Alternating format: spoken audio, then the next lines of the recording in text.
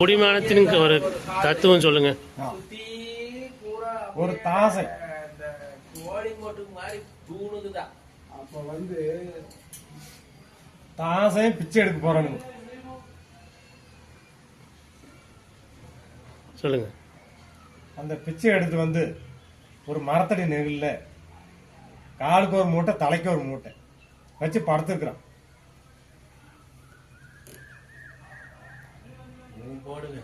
சொல்லுங்க. படுத்துட்டு ஒரு கற்பனை காண்றான். கற்பனை என்னன்னு கேட்டீங்கன்னா, ஒரு கோழி வாங்குறது ஃபர்ஸ்ட். சரிங்க.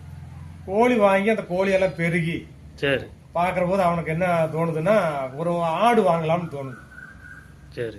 ஆடு வாங்கி ஆடெல்லாம் பெருகி பாக்குற போது இதெல்லாம் கொடுத்துட்டு நமக்கு ஒரு மாடு வாங்கலாம் சொல்லி ஒரு மாடு வாங்குறான். சரி. மாடு வாங்கி எல்லாம் நல்லா பெருகி அவன் பார்த்த போது அது எல்லாம் நம்ம நினைச்சத போற நடந்துருதே, நீ நமக்கு ஒரு கல்யாணம் ஒண்ணு பண்ணிக்கலாம் சரி அப்படின்னு ஒரு கல்யாணம் பண்ணிடுறான். சரி. கல்யாணம் பண்ணி ஒரு குழந்தை பிறந்துறது. ஒரு குழந்தை பிறந்து அது குழந்தை தொட்டியில தூங்கிட்டு இருக்குது. குழந்தை அவனோட பொண்டாட்டி வந்து சமையல் பண்ணிட்டு இருக்கிற மாதிரி சரி. அடுக்கலையில ம். பண்ணிட்டு இருக்கும்போது குழந்தை அழுகுது.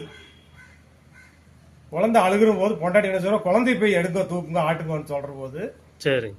நான் வந்து குழந்தைய போய் தூக்குறதா, நான் ஆறு அப்படின்னு ஒரு அப்படின்னு எட்டி உதச்சிடுற மாதிரி பொண்டாட்டி ஓச்சிரும். பொண்டாட்டி உதச்சு போட அது பொண்டாட்டி உதச்சதெல்லாம் எடுத்து பிச்சை உதச்சது. அந்த பிச்சை பூரா பழிச்சுட்டு போயிட்டுது. கதை முடிஞ்சது. இதுக்கு என்ன அர்த்தம்?